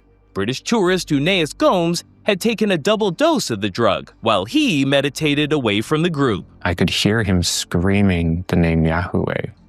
And I was very concerned because he was screaming it like just screaming it at the top of his lungs. I'm just going to be honest with what he said. He's like, "You are Yahweh, you are Yahweh." And he's like, "it's time to get your demons out, brother. It's time to get your demons out." Stevens says suddenly Unais attacked him. He swiped at me and he hit the table and his knife broke. And I went to hit him with the pot and I hit him in the side of the body and my pot broke. And as soon as when that happened, that's when he picked up like this big butcher knife. So Joshua and Unais then fought over the knife. Two workers from the retreat came in and tried to grab Unais. Joshua was then able to wrestle the knife away from him, but then Unais began attacking the two workers. Joshua believed that if Unais was somehow able to get the knife back, he would have killed one of them in the room, so he stabbed Unais once in the chest and once in the stomach, and unfortunately he died soon after. Joshua was arrested and held for 24 hours. Authorities released him without charge and allowed him to return to Canada after witness reports corroborated his version of events.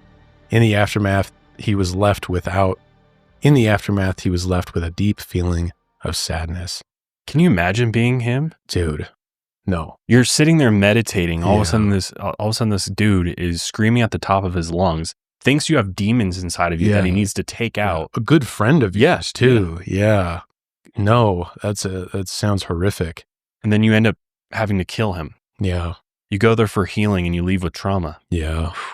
And unfortunately, I do agree with the authorities here from what it sounded like in all the eyewitness testimony. It sounded like he would have killed someone. Clearly he was armed, and luckily, he had wrestled the first knife out of his hand, but then he picked up another butcher knife. So what a brutal situation.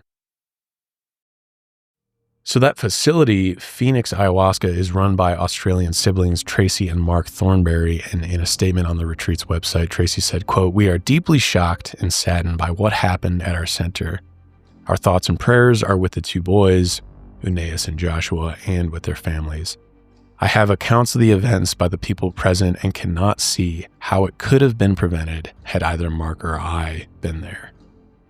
Double dose, though. I wonder if he just took that himself or he was given that at the center. That is a good question. I don't think that was ever clarified. Because that's interesting to me that would he be given a double dose, or did he potentially ask for a double dose? I know some people ask for more, though. and they just give it to you. But it feels like that is a major liability for obvious reasons. I mean, I also just don't like what those final texts were to his girlfriend. He's like, this is bad. I'm leaving. But then all of a sudden he's like, no, they got a new shaman and I'm going back. Yeah. Well, they just grabbed another one. Yeah. Well, I don't understand what was going on. Maybe I'm sure they have multiple shamans that work for their center, and maybe he wasn't jiving with those guys. And so they complained, and then they brought in somebody else on staff. Or maybe, I don't know. This is just me talking, so take this with a grain of salt. But did he ask for a double dose and they refused? Maybe that's why he was all pissed off and was leaving. And then they kind of switched it up and then allowed him to go through with it. And then clearly it was too much. I don't know. I'm just speculating there. But that's scary, thinking you may or may not be safe. Because that's one thing I think. And that's this is one of the things that turns me off to these centers, is the fact that you're all doing this together, with a bunch of other people usually. Yeah. You know what I mean? For me, I feel like I'd want to do this alone with somebody. I don't know if I'd want to be taking ayahuasca with 20 other people next to me. No. I'd want to do it privately. Have a personal experience. Yeah. Because I feel like that would be better for me personally, but also how are you going to, what if somebody does go sideways? Which again goes back to the screening process of patients and making sure that, there's not something they're predisposed to as a result of the ayahuasca. But that's a good point, though. I mean, if you had 20 people in a room who are everyone's purging and going through it, I think it definitely would affect your experience of what's going on. But certainly make sure the knives are locked up. Yeah, that he got access to knives. Seems like a bad. Something happened at that center. I don't know how that center's set up or how he got access to a knife, but yeah. And I mean, that does raise the larger question. This is an Australian business that set up shop in Peru. Why is that happening? We don't really need that. Do they know what they're doing? All right. They're allowing, somebody's able to obtain a double dose and the knives are out. It seems like a accident waiting to happen here. Yeah. But there's also been other cases that have ended in mysterious deaths, and on the surface, they might appear to be accidental overdoses, but there might be more going on. Like in the case of Henry Miller, a 19-year-old from Kingsdown in Bristol. Henry's older brother, Freddie, added, quote, Henry was an adventurous person who traveled extensively. He was polite, popular with a great sense of humor, and he was very much loved by his family and had many friends. In the spring of 2014, he took a gap year and traveled around South America for several months before he planned on starting college classes in September. He had been preparing to study English at the University of Brighton. He had arrived in Macau, Colombia, close to the border of Ecuador, in April. He had last contacted his family on April 22nd, and he decided to take part in a, quote, shaman experience advertised for tourists. Reportedly, this was a, quote, local tribal ritual at a retreat called Mama Conca's Place. According to the Foreign Office, this experience was recommended by a hostel where Henry was staying, and he had been with a group of foreign tourists at the retreat. Each had paid $50 for the experience. Apparently, Henry had already taken ayahuasca 2 days prior, but didn't feel the effects, so he planned on returning. A fellow traveler, Christopher Dearden, said Henry was a curious young man with a big heart. According to Christopher, during the second time, Henry had drunk a small cup of herbs to facilitate the effects of the ayahuasca at the second ceremony. This was later determined to be scopolamine, which is used to prevent nausea and vomiting caused by motion sickness. A harmonica was playing and there was chanting with about a dozen people there. 4 were Colombian students who were given permission to film. Then the group drank the ayahuasca together and headed back to their separate lodgings. Christopher said, quote, none of us knew what this was. Then we all drank our cups. I threw up after about 15 minutes, and when I came back, Henry seemed to be feeling the effects straight away. Henry had an adverse reaction to the ayahuasca. According to Christopher, quote, he just got worse and worse. He was lying face down on the ground, making very weird breathing noises. The plan was for Henry to head back to the hostel they had been staying at, but he never arrived.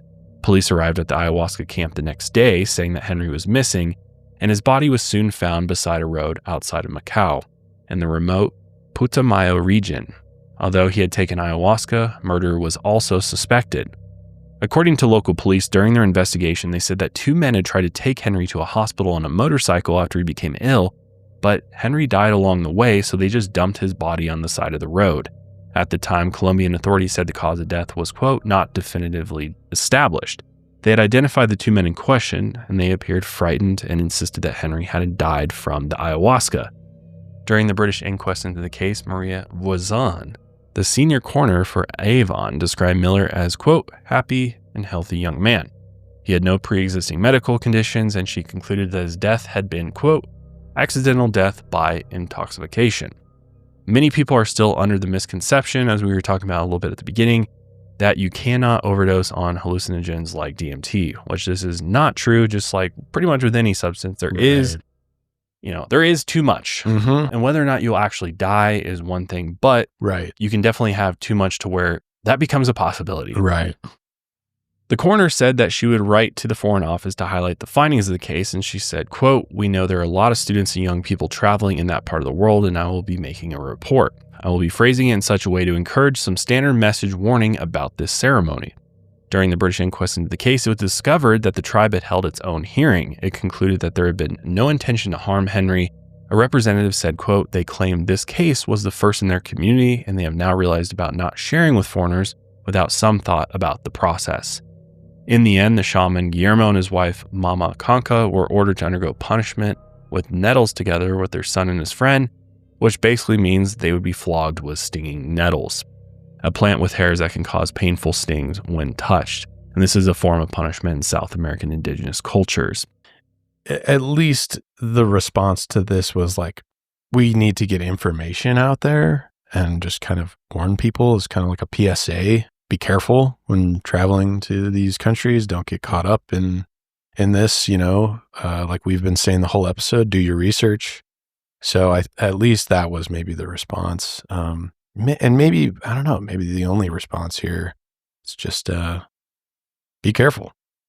Yeah, and I just don't think Henry really knew what he was getting into. Yeah. He's at the hostel and they're like, hey, $50 ayahuasca experience. How bad could it be? Yeah. And then he didn't know exactly, he's like, oh, well, I took it and then didn't really do anything. So, it seemed like he was perhaps, looking for those full effects of ayahuasca, and his body wasn't ready for it. And then, he wasn't in a location or center where he could easily get access to medical care. And again, just absolute tragedy that this happened. And it also seems like maybe, there's a bit of a racket going on there with the hostel trying to funnel, tourists into cheap ayahuasca ceremonies. Because what was it? They were labeling it as a local tribal ritual. Yeah.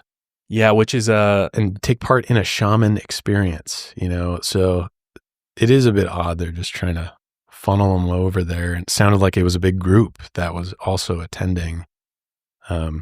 I don't know if it was predatory. I can't really say that for certain, but just maybe, It's interesting. There's no mention of ayahuasca. You know what I mean?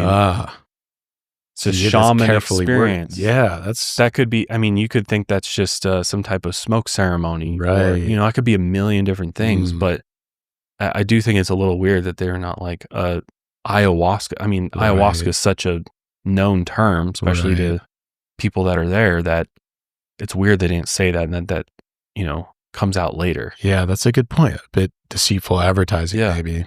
Yeah. But moving on to our next one, another suspicious ayahuasca case was the death of 18-year-old Kyle Nolan from Northern California. By 2012, Kyle had dropped out of junior college and was living with his mother, Ingeborg Oswald.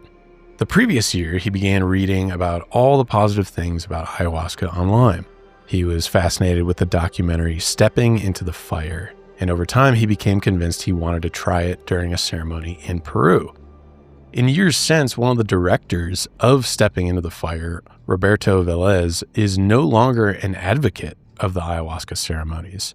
He said, quote, "It's of life and death importance that people don't get involved with shamans they don't know.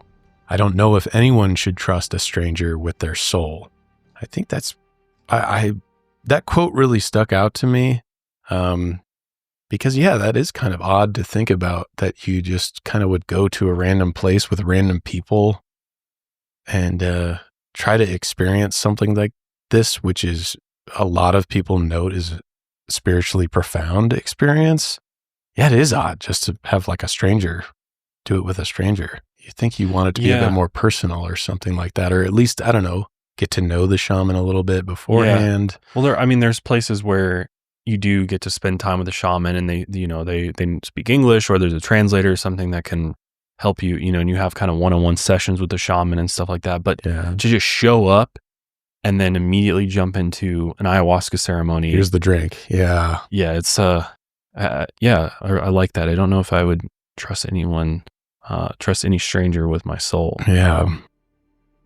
So his mother warned him against it, and she said, quote, "I kept telling him over and over there are no easy answers in life." But she knew she really couldn't stop him, and she said that he was going through a teenage crisis and didn't know what he wanted to do with his life. I think that's really relatable. He insisted the drug would help him turn his life around, and he had been constantly overshadowed by his overachieving triplet brother and sister. So I think that added to this emotion and feeling lost, which kind of drew him to ayahuasca. So he came across the Shimbre Shamanic Center in a remote corner of the Peruvian Amazon. Its website made the experience sound individualized. So Kyle spent $2,000, some reports claim $1,200 for the 10-day retreat. He arrived in Peru in August 2012, and he was more of a homebody, and he had never really been that far from home. On the third night of his ayahuasca session, he never returned to his hut. And days later, he never arrived back home. So his father, Sean, waited at the airport, but there was just no sign of Kyle. His mother called the Shimbre Shamanic Center looking for him, and she spoke to an interpreter who translated for a shaman whose name was Mancaludo, who had led the ayahuasca sessions. She spoke to an interpreter who translated for Shaman Mancaludo, who had led the ayahuasca sessions. According to Ingeborg, the shaman said that Kyle suddenly decided he wanted to leave. He packed his things and took off down the road.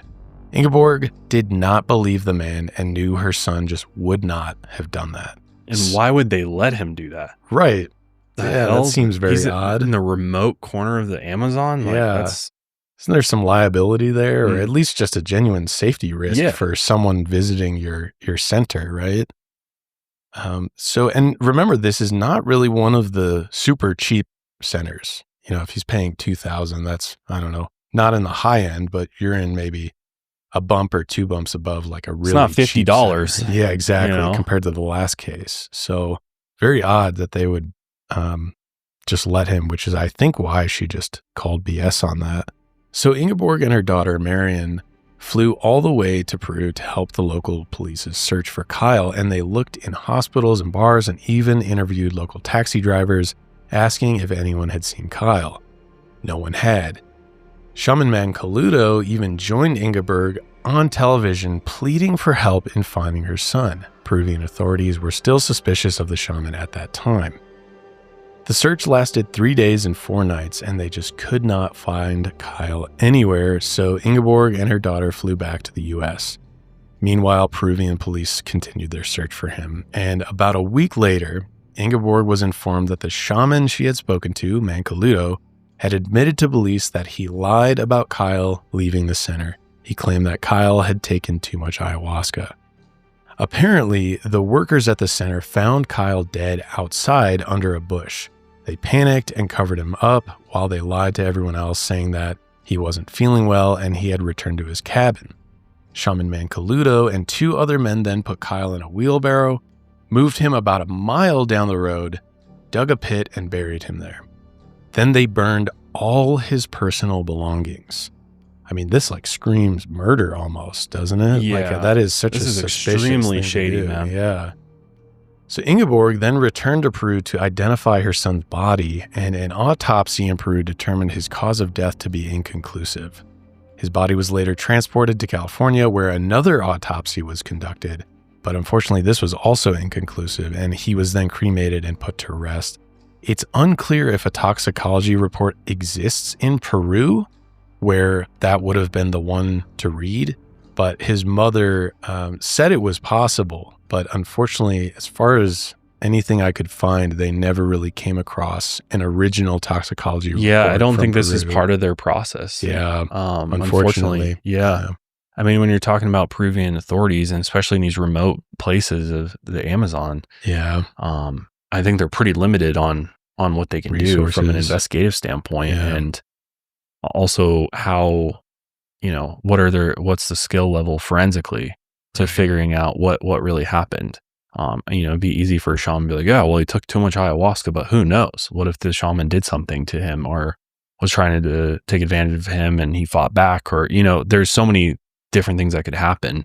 And so, that's why it's so important to know where you're going and, how legitimate are these places. Yeah. It's hard to know, period. Like, how do you know? Mm-hmm. You just don't.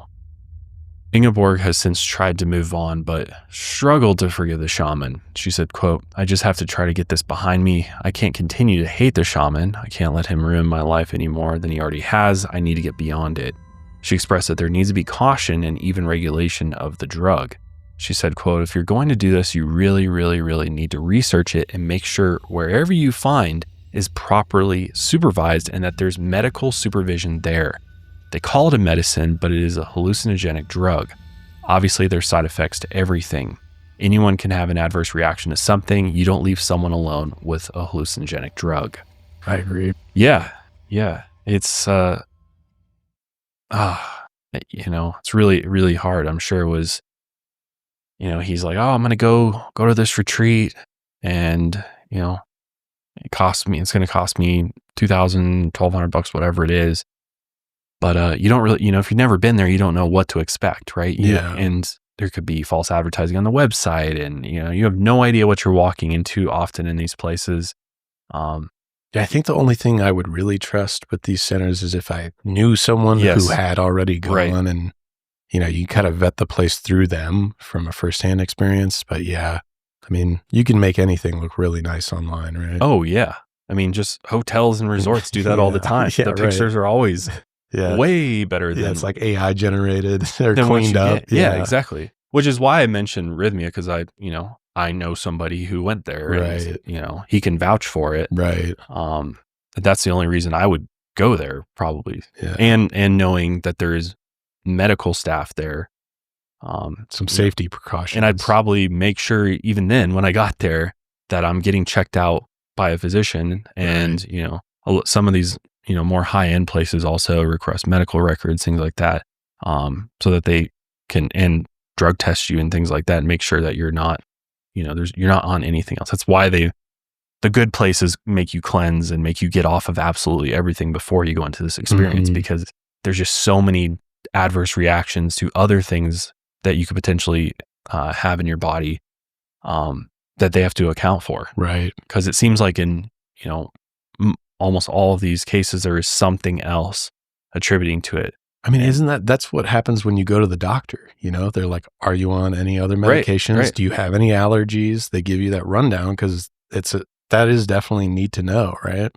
Yeah. Same with any just ordinary prescription drug. Right. Yeah. They got to know what you're on, so they make sure there's no adverse side effects or conflicting prescriptions. So. Right. The shaman, whose real name is Jose Pineda, and the two other men who were involved were arrested. According to Peruvian media, Jose was convicted of homicide and lying to authorities. He was sentenced to 5 years in prison. Yeah, that's steep enough of a sentence there. Yeah. Kyle's father, Sean, suspected that the substance Toei might have played a part in his son's death. Now, Toei, a quote-unquote witchcraft plant that's a member of the nightshade family, is also called Brugmansia or angel's trumpet, and it's known for its hallucinogenic powers. Skilled shamans use it in tiny amounts, but in Peru, people have reported that irresponsible shamans dose foreigners with it to give them a more intense tripping experience than they might be expecting. But there are severe downsides. One reputable Iquitos lodge said, quote, Toei is potentially very dangerous and excessive use can cause permanent mental impairment. Deaths are not uncommon from miscalculated dosages. Oof. isn't just ayahuasca with DMT alone Isn't enough? that Like, enough? why do we need to add an enhancer? Yeah. And I think what they're, I don't know, like they're saying that irresponsible shamans, it's like, if they can sense people are maybe looking for it to experience it as a party drug, something just crazy intense and to go off the rails, maybe that's what they think people are looking for. I don't know. It seems ridiculous to me. Yeah. Well, one ayahuasca tourist said, quote, "Toei is a heavy, dark plant that's associated with witchcraft for a reason. You can't say no. Toei makes you go crazy. Some master shamans use it in small quantities, but it takes years to work with the plants. There's nothing good to come out of it." Shaman Mancaludo's former benefactor, a securities trader, Roberto Velez, regretted his involvement with Mancaludo. He said, quote, "The man was evil and dangerous, and the whole world needs to know that so that no one ever seeks him again." Some of Mancaludo's former patients believe his brews included Toei and have claimed his practices were haphazard. Allegedly, Shaman Mancaludo would sit in a tower at the center and oversee his patients telepathically while they wandered around the surrounding forest. I've never heard of that. Yeah, that's wild. Yeah. I haven't heard of that either. Yeah, there are some centers, though, that give you ayahuasca and then let you just start Just leave wandering you? the forest. That's so crazy. Which I'm to like, me. No. that sounds a bit dangerous. Yeah. In the middle of the Amazon. Right, Good yeah. God. There's a lot of things there that you could run into. Yeah. One blog poster reported seeing a client of his, quote, "wandering out of the jungle onto the road, talking to people who weren't there, waving down cars, smoking imaginary cigarettes, and his eyes actually changed color, all of which indicated a high quantity of Brugmansia Toei in Mancaludo's brew." So yeah, others have kind of reported that there is maybe some more added to these substances that just make them way more intense. Have you ever heard of the smoking imaginary cigarettes thing? not really, no. I've only heard about it there's this crazy drug. I think it's called Jimson weed. It has a few other names. Datura. Have you ever heard of that? Datura? Yeah. Yeah.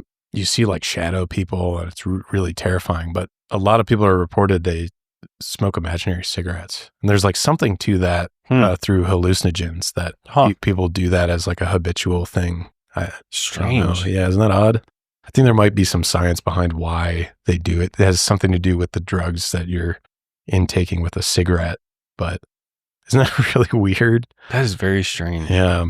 I mean, it's clearly, Toei is clearly very, very strong hallucinogenic. I mean, talking to people who aren't there and, wandering around onto the road. And I mean, it just seems like, good God, does this place not care about liability at all? Right. Yeah. Maybe there is no liability. It just goes back to, you want to trust a stranger to your soul or your life in general. I mean, yeah, your soul is one thing, but your life, your physical reality is another. You want to come back from this too. Right. You don't want to, you don't want your journey to end there. Yeah. Yeah. To add on to the Jimson weed, it's actually also known as devil's trumpet. There so you have angel's trumpet and you have devil's trumpet. Yeah. I wonder if they are closely related then to some degree. I think Datura comes from like a seed of a plant. People usually just like eat the seeds, but those conditions, the talking to people who aren't there, smoking imaginary cigarettes, the first thing I thought of was Datura because it's like the same thing. Also, no one who's ever taken Datura has anything good to say about it. They say it's just like a waking nightmare. I don't know why you'd want to subject yourself to that. No, I think people, genuinely, I think people do take drugs for self-harm in like a very strange way. Yeah. So I think it could be something like that. But in this case, I don't know why you would want to be screwing with something like that with ayahuasca. I'd want to know if there's Toei being put in my ayahuasca. Right. And I'd want to go somewhere where I could trust that what they're giving me is what they say it is. Right. I mean, how would you know otherwise? Yeah. You wouldn't know. Yeah. I'm there to meet Mother Ayahuasca and have this very deep, loving experience, not to live a waking nightmare. I mean, obviously everybody's got different experience with ayahuasca, and some people report having terrifying encounters and, lots of weird things, visually, but I think a majority of people would say it's a very, enlightening, loving experience where you meet. She's often called Mother Ayahuasca, and it's this, it's almost like a meeting with God in a way, where you interface with this entity of the rainforest, and it's a lot of people also report like a snake or something. I've heard that crawls through your body and it like identifies the issue, and that's like the scanner. Yeah, almost. Exactly. Mm-hmm. Which that all sounds really interesting to me, and I'd be open to it. Yeah, but that's good. But in the right place. Yeah, and that's good that we can go through all that.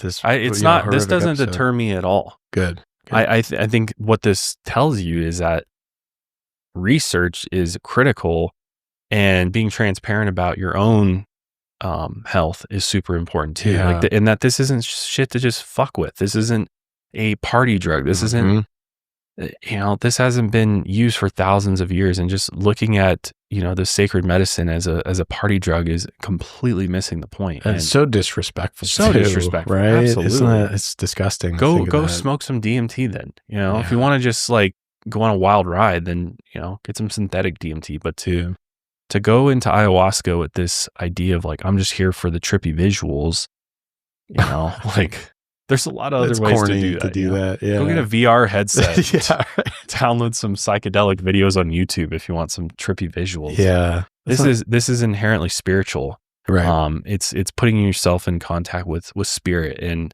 I love all that. And I'm all about that. I think we are I think society as a whole is disconnected from spirit, and we all, we need to all tap into our spiritual sides and find that spirituality that's within all of us. I agree.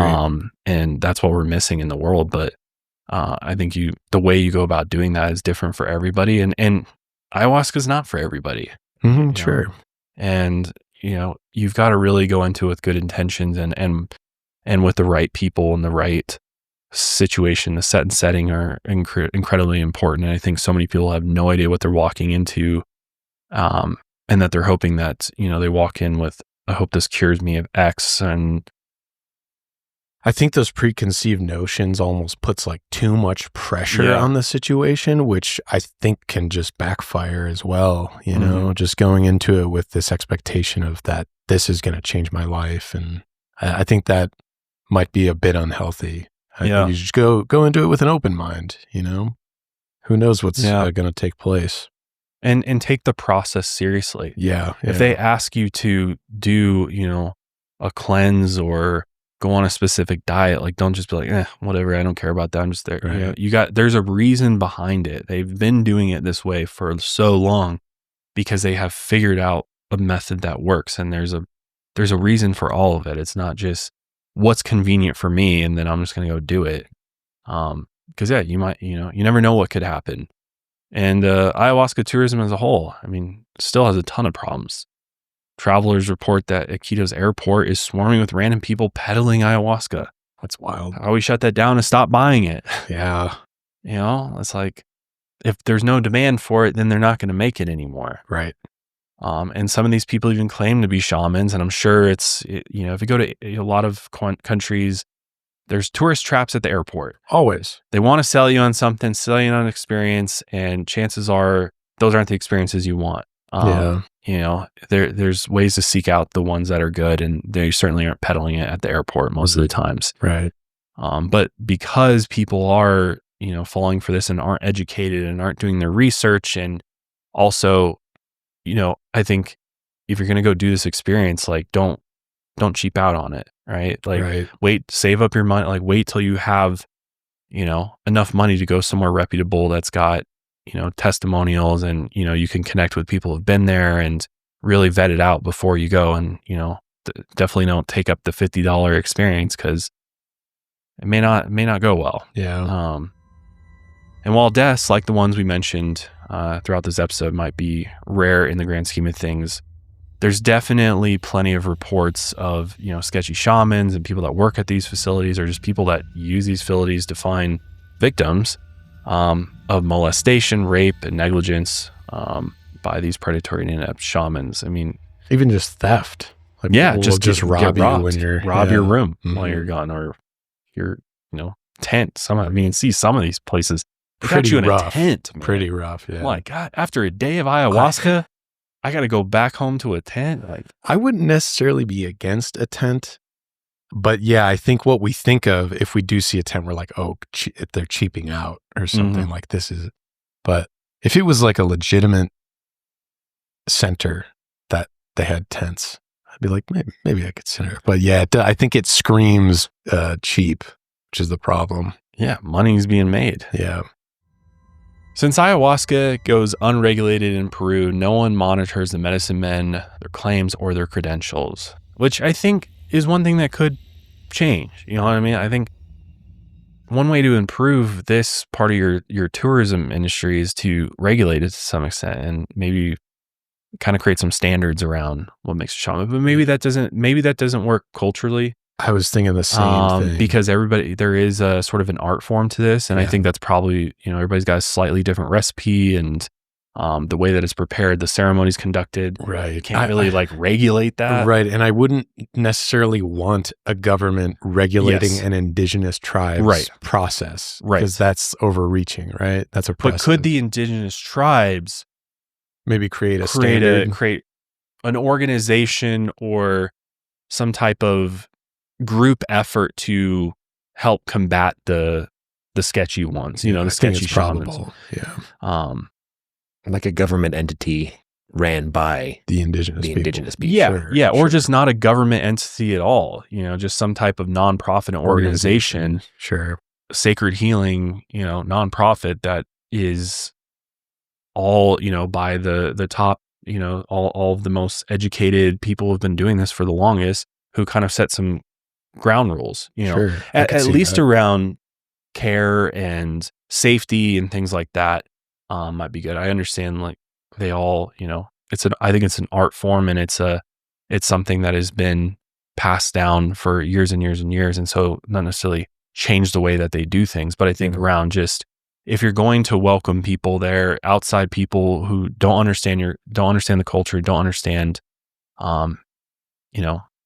maybe try to make it a little bit safer. That's an important distinction. If you're welcoming in outsiders, yes, maybe there needs to be standards. If they don't know what they're getting into. Yeah. And if you're doing this, it's an indigenous practice and it's just the indigenous people's involvement.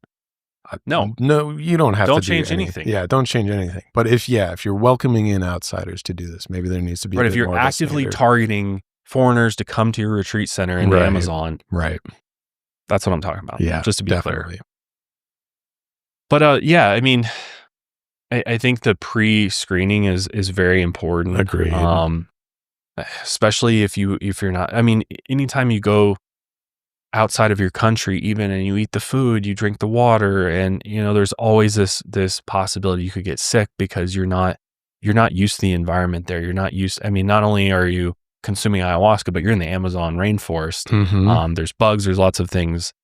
So it's important to screen and be prepared to the conditions that are there and the environment that you're in. Because one of the things with ayahuasca is that, and too much ayahuasca, is it can lead to cardiac arrest, right? Especially people with heart conditions already. Right. So it is very important that pre-screening process happens, because if you do have a pre-existing condition, especially with your heart, and you had a double dose of ayahuasca, that could lead to cardiac arrest. And which actually ended up happening in 2011. A French woman died after taking ayahuasca because she was not pre-screened. But traditionally, and again, going back to these inept shamans, or especially foreigners coming into these indigenous cultures and be like, I'm going to be a shaman. You know what I mean? It's like, these guys have been studying for years and years and years, and it's likely these skills were passed down. There's no rule book, and there's no textbook. You don't go to school for it. Yeah. Right. So, well, you go to school for it, but not in the conventional Western sense. But with all that being said, we definitely didn't want to do this to, give ayahuasca a bad rap or a bad reputation. In fact, I think it really deserves to have the opposite. I think there's a lot of good that can come from this sacred medicine, and I have a lot of respect for it. I think respect is one thing. I have respect for the culture and indigenous peoples that have, found this over thousands of years and have been practicing this. And, I would never want to do something or that would potentially jeopardize their culture, compromise the integrity of this ceremony. But I think it does have a lot of positive benefits for humanity, that if it was more, available to people, that it could help a lot of people with an assortment of different issues. So I found this study that was published on November 23rd, 2024. That's very interesting about the effects of doing ayahuasca. So this study was conducted via an online cross-sectional survey and encompassing 7,576 participants from over 50 countries, and it highlighted a link between ayahuasca consumption and improved mental health and well-being. This was published recently, as I said, in the Journal of Psychoactive Drugs, and this research marks a significant step in understanding how this ancient brew might offer modern solutions to psychological distress. The study's participants had an average age of 41 and nearly equal representation of genders, reported a variety of experiences with ayahuasca, and they found that the frequency of ayahuasca use was positively correlated with better scores on mental health indices, such as the Kessler Psychological Distress Scale, K10, and the Short Form Health Survey, SF12 MCS. Psychological Well-Being Change, PWG, a self-reported measure of perceived improvement, was also strongly linked to ayahuasca use. So let me break that down in a little more simpler terms. These positive associations did not diminish over time, suggesting that the benefits of ayahuasca use could be long-lasting. This was one of the researchers' quotes from that article. We'll link it below if you want to read through the full summarization of this study. But the researcher said, findings suggest that naturalistic ayahuasca use is associated with better current mental health status and enhanced psychological well-being for individuals with and without a history of mental illness, independent of community effects, with certain variables contributing positively or negatively to these effects. But overwhelmingly, based on over 7,500 participants. And this was, just to clarify, they're saying naturalistic ayahuasca, meaning yes, it's the drink. Right, the brew. Not necessarily the newer like synthetic DMT or anything like that. No, this is the Amazonian brew, based on people having experience with that. So they scored higher on mental health tests and overall. Also, it goes on to say, while the findings are promising, the study did not shy away from addressing the challenges associated with ayahuasca use. Acute episodes of extreme fear or distress, often referred to as bad trips, were reported by some participants. These experiences, while typically temporary, could result in significant emotional discomfort. Furthermore, difficulties in integrating these intense experiences into everyday life were negatively associated with mental health outcomes. So that's also important, because I have heard that is one thing that's difficult about going through such a transformative experience, and such a wild, it's unlike anything you'll ever experience. Again, it's one of the most powerful psychedelics known to man, is that coming back to normal life. And I think you could say that probably about a lot of psychedelics, to come down, and the day after doing psychedelics is it can often be difficult. As your brain kind of comes back down to baseline, and those serotonin levels kind of come back to normal. I could see how it could definitely lead to mental health distress and just, Sure. It's, like any drug, I think generally nothing's going to be a cure-all for everybody. But it is fascinating to see that these researchers are actually, there's actually some studies and happening. being very rigorous about it too. Yeah. It's awesome. Yeah. I have a lot of hope. I'm personally a big believer in psychedelic medicine. Yeah. I think there's a lot of these substances can do a lot of good for humanity. I know for me personally, it's been a huge part of my life, and a lot of the work I've done on myself, mentally and spiritually. And so I'm all for it, and it'd be great to see ayahuasca continue to be studied and more available to people, to where people don't have to go to, somewhere where they're disrupting, indigenous cultures and situations like Sebastian unfold. You know what I mean? Yeah. Which, I mean, yeah, it's just an important reminder. These are outliers, Yeah. They're rare, but they do indicate, some difficulties and like growing pains in the industry. Have you ever heard the show Common Side Effects that just came out recently? I have not. So I haven't watched it yet. It's the same animators who made this really cool show, Scavenger's Reign.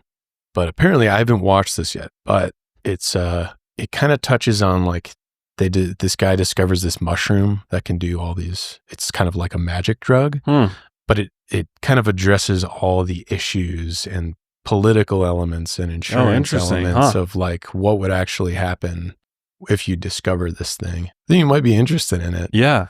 2 former high school lab partners stumble on a mushroom that can heal almost anything apart from the corporate interests of the DEA, Big Pharma, and international business.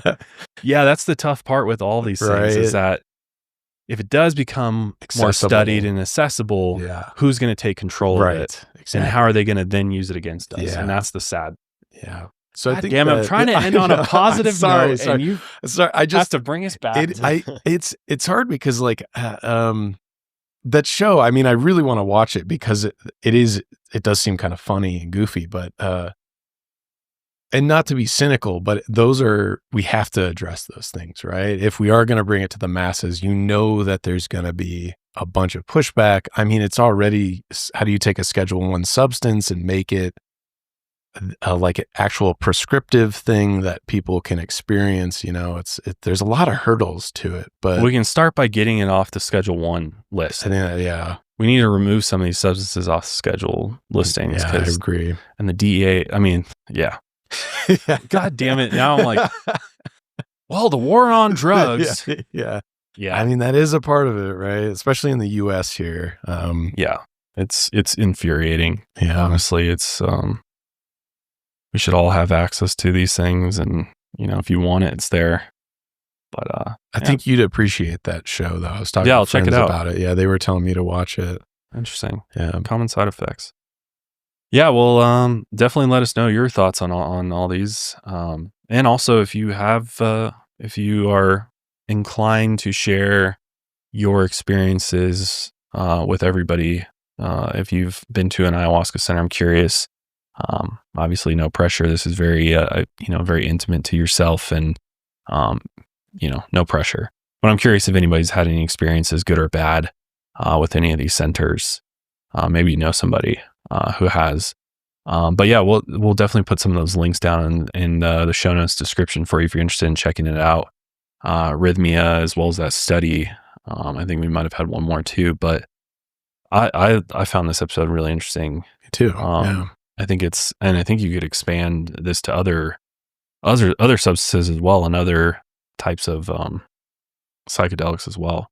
But I think, with all the good, you gotta also look at the bad. And I think the more you know, the better off you are. Yeah, I think the more beneficial it can be. Yeah, the more, the safer you can be. And that's what this whole episode is about: harm reduction, safety, and education. Thanks, YouTube. We're trying, because YouTube probably will have an issue with this episode, most likely. Yeah. Unfortunately, they don't like any talk about these things. So I have to say that. Yep. This is for harm reduction. Yeah, we're looking out for you guys. That's right. That's what we're here for. But that's going to be it for us today. If you enjoyed this episode or you found it interesting, leave us a comment. Make sure you subscribe on YouTube if that's where you're watching us these days, or following us on Spotify or Apple Podcasts. We appreciate it. But we'll see you guys next time. Until then, lights out, everybody.